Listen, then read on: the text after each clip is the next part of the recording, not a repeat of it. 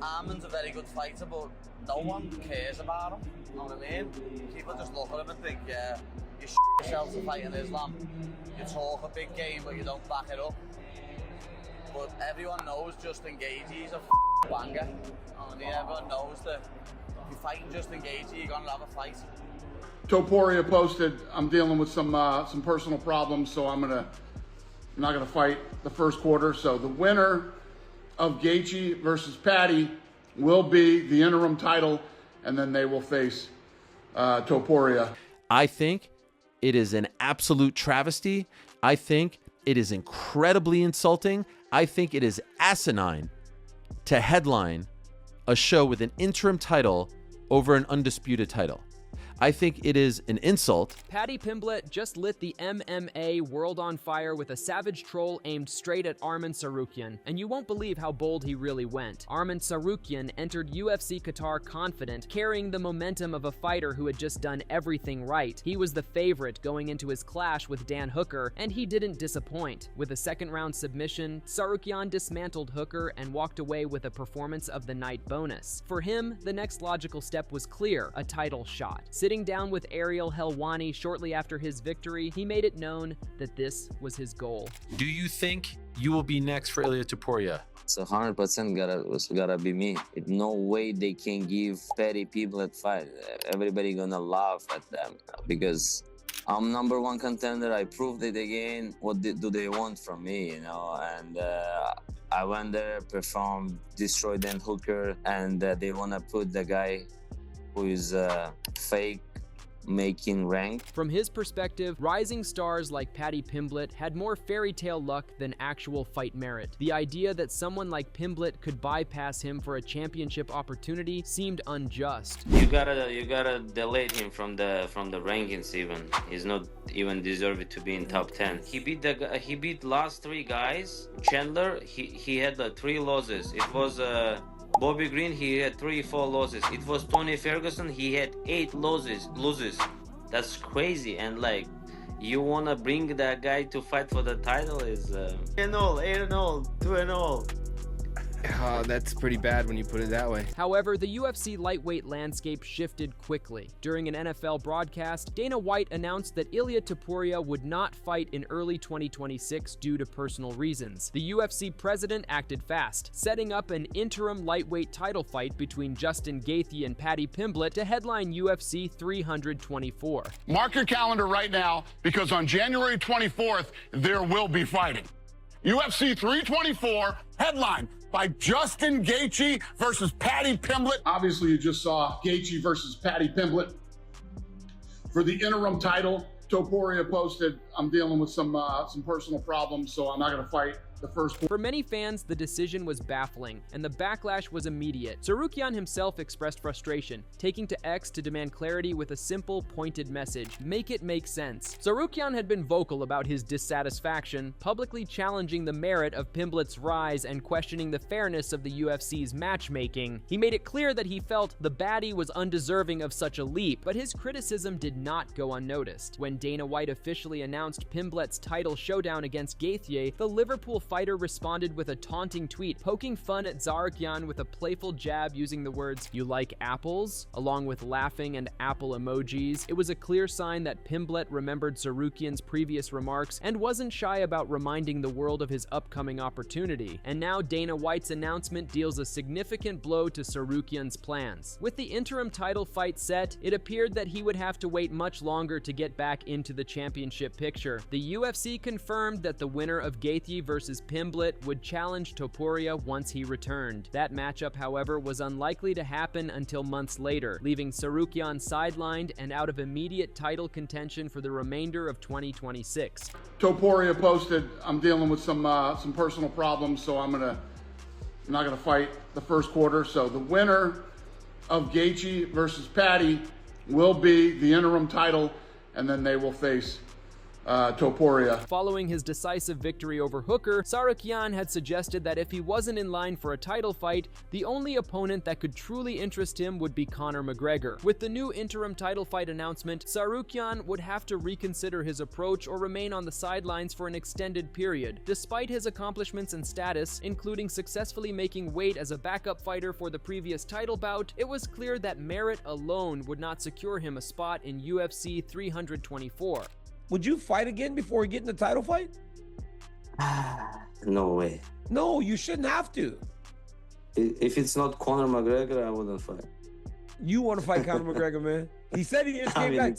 Did you see Conor McGregor say he went on a spiritual journey?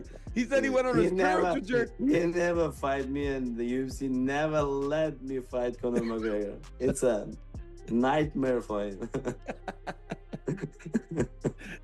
He went on a spirit, but he said he goes on a spiritual journey. It's the same thing like Ilya gonna fight with Paddy Pimblett. Like, people is laughing. Huh? The UFC lightweight division had seen Tsarukyan prove his skill and determination. Just days before the announcement, he had submitted Dan Hooker at UFC Qatar, solidifying his position as one of the top contenders in the division. Yet this impressive performance did not guarantee him a place in the next title fight. With Topuria taking a brief hiatus, the UFC decided on an interim title showdown between Gaethje and Pimblett, scheduled for January 24th in Las Vegas, leaving Tsarukyan temporarily sidelined. Ilya or Paddy? I mean, the fight not happening.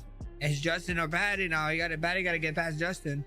Justin a tough fight, bro. I don't know. A lot of people sleeping on Justin on the Paddy fight, which makes me ridiculous. Islam Makhachev, who had observed Tsarukyan's fight with Hooker closely, also expressed support for the Armenian fighter. He was impressed by Tsarukyan's performance and believed that the Armenian deserved to be the next challenger. Makhachev praised his former opponent's dominance and expected great things for him in the future, reinforcing the sentiment that Tsarukyan's exclusion from UFC 324 was controversial. Вчера Арман Царукян одержал уверенную победу. Впечатлил ли тебя Арман? Ну, я так и предполагал, что он выиграет, но не так доминирующий, думал, выиграет. Я думаю, Арман уже заявил, доказал, что он заслуживает титульный шанс и, наверное, будет драться за пояс следующим. Meanwhile, Topuria's temporary absence from the octagon was officially confirmed by the fighter himself. He revealed that personal matters required his attention, stating that he wanted to focus on his children and resolve the situation before returning. He wrote, "I won't be fighting in the first quarter of next year. I'm going through a difficult moment in my personal life. I want to focus on my children and resolve this situation as soon as possible.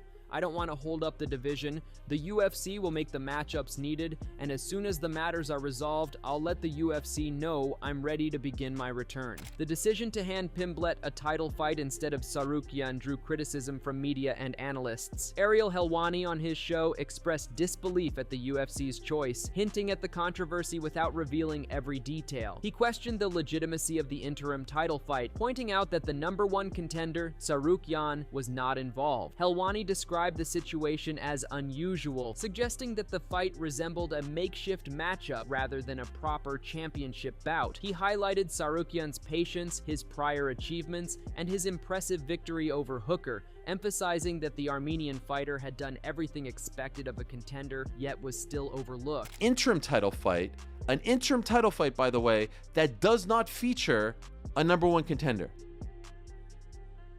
Because the #1 contender at 155 pounds is a guy named Arman Tsarukyan, and he's not involved in this fight. And of course, the champion Ilya Topuria is not involved in this fight. This is a makeshift fight. This is as prestigious as a BMF title. God bless. I said I wanted to see Paddy fight for the belt. God bless. I said, Justin, I think you need to win a couple more. He said he was going to retire. Unless he got a title fight, I guess he's not retiring. He's fighting for an interim title. But this is a bogus fight. And it's insane to me that it is headlining over Kayla Harrison versus Amanda Nunes. On paper, Helwani also noted that the UFC seemed to be flexible with its rules and matchmaking, often adjusting them as circumstances dictated. In his view, the decision to have Gaethje and Pimblett fight for the interim title was not aligned with traditional merit-based progression. He likened the bout's significance to that of previous interim title fights that felt less legitimate, and argued that the placement of the fight as the main event was unexpected and somewhat controversial. If Paddy wasn't fighting Ilya, and Ilya's supposed to fight Arman, On paper, Patty versus Justin is a fine fight to determine the number one contender to fight Ilya and or Arman. Ilya won that belt back in June. I don't even think you need an interim title fight. Honestly, it should have been the co-main event, 5-round, number one contender fight, Ilya versus Arman, second half of the year. What's the problem with that? And now what you just said, because he reiterated this in the Instagram Live, the winner of this fight is going to fight Ilya. What happens to Arman? Arman's going to have to fight who? What is going on?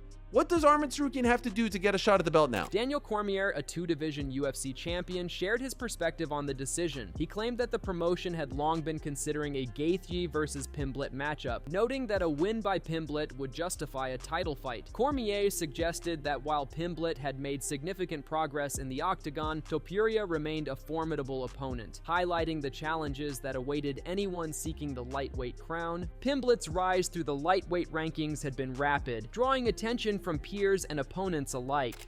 I know for a fact that they wanted to do Patty versus Justin. A win over Justin after what he's done already. Now I would have bought Patty Pimblett fighting for the belt right now, because I still believe that Patty needs to continue to grow in the octagon a little bit, because he's righted the ship and now he's fought so well that we go, man, the way he beat Chandler, we've never seen that before. But Ilya is a different beast. He's a savage. But so is Arman Tsarukyan. I believe that Arman versus Ilya is the fight, man. 100%. Dan Hooker, who had faced Pimblett previously, expressed surprise at the fighter's sudden ranking and title opportunity. He laughed when informed of Pimblett's ascent, attributing it to the UFC's decision to fast-track him for the championship. Many fans echoed this sentiment, questioning the fairness and reasoning behind the booking. He said, "How? They, the UFC, must be giving him the title shot. They must be cherry-picking him for the title shot. It is what it is." Tsarukyan's situation underscored the unpredictability of UFC matchmaking. Despite being the #1 contender and having proven his ability inside the octagon, he found himself sidelined while the promotion moved forward with an alternative title fight. For Tsarukyan, this meant adjusting his expectations for 2026 and possibly reconsidering his strategy if he wanted to remain in contention for a lightweight championship. Tsarukyan should have got it. I don't. Paddy and Justin have been right there for a little bit. Arman was kind of out on the sidelines. Yes, he got a great win last week. However, he will also get the winner of Justin versus Paddy. The controversy also highlighted the UFC's approach to promoting fighters and shaping storylines. Pimblett's public trolling of Tsarukyan through social media reflected the tension and drama that often accompanies these decisions. Fans were quick to react, taking sides and fueling online debates about who truly deserved the next title shot. Social media amplified the clash, with Paddy's tweet serving as a reminder of the personal rivalries that exist beyond the octagon. Tsarukyan is the guy who should be in this role. Like, what are we doing? He's the guy. If anyone in this division should be, there is, of course, plenty of reason to say there shouldn't be an interim title, but if there's gonna be one, how is Arman Tsarukyan not in that? Now, what do you do with him? Is he gonna fight the BMF winner or something? Like, I don't know. Because here's the problem.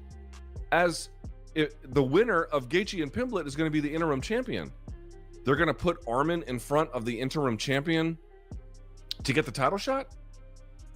So not only is Ilya not active, he'll only fight at the earliest, quite literally at the earliest, second quarter of 2026. As UFC 324 approaches, the narrative surrounding the interim lightweight title fight remains complex. On one hand, Pimblett and Gaethje are set to compete for a championship opportunity. On the other, Tsarukyan's exclusion has become a talking point among fighters, analysts, and fans. His patience, accomplishments, and previous victories make him a compelling contender, but the timing and decisions of the promotion have temporarily left him out of the immediate title picture. That first bout is going to be against the winner of the 324 main event. So Arman's going to have to sit or fight whoever for potentially 1 or 2 more times before he gets a shot. Now, I'm guessing he probably won't fight 2 more times. I'm guessing he'll fight 1 more time. Nevertheless, he's getting hosed here. And God only knows if you get some kind of crazy result. Let's assume that it's Paddy. Maybe it's not, but let's assume that it is. If you get some kind of crazy result in Ilya and Paddy, they might do an automatic rematch, in which case this guy could be iced out for the rest of the year. I don't love that. I don't love that. This is an organization, if I can be honest, where the best are supposed to be fighting the best. In fact, if we're going to start this, then let's just sort of make the argument where it is. The upcoming fights will also have implications for the division's landscape. The winner of Gaethje versus Pimblet will challenge Topuria once he returns, potentially reshaping the championship hierarchy. Meanwhile, Tsarukyan must navigate his path carefully, balancing patience with the need to maintain momentum and remain a top contender. Former champions and analysts alike have voiced support for Tsarukyan, emphasizing that his performances merit a title shot sooner rather than later. Tsarukyan is crying in a hotel room as we speak. I just saw Arman Tsarukyan sink to his knees in a Target somewhere. This is really, really bad news for him, but really great news for fight fans.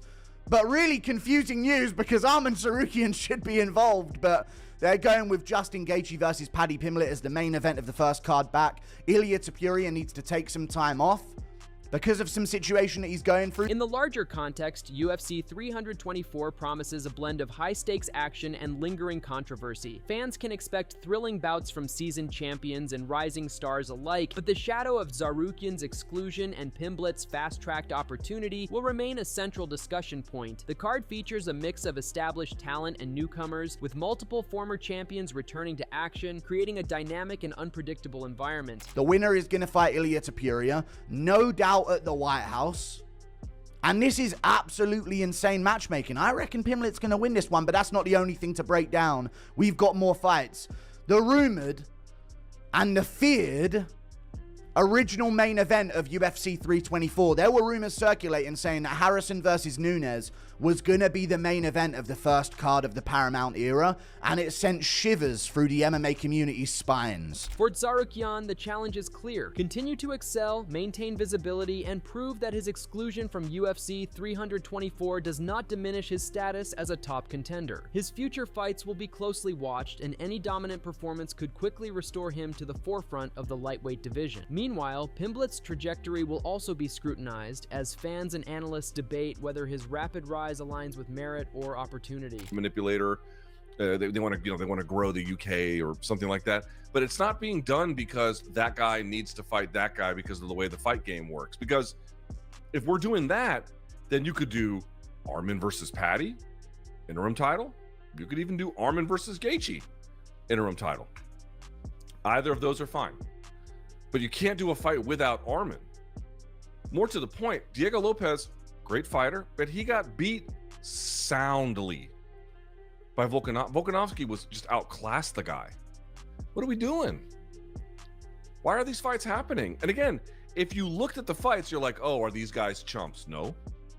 Could these fights produce meaningful action? Sure. Ultimately, UFC 324 is shaping up as a pivotal moment for the lightweight division. The interim title fight between Gaethje and Pimblett will set the stage for the next championship challenge, while Tsarukyan's response to his temporary sidelining will define his 2026 path. With Topuria on hiatus, the UFC's decisions have created both opportunity and controversy, fueling discussions across media platforms and among fight fans worldwide. Arman said he touched his face, and now he's saying he slapped him.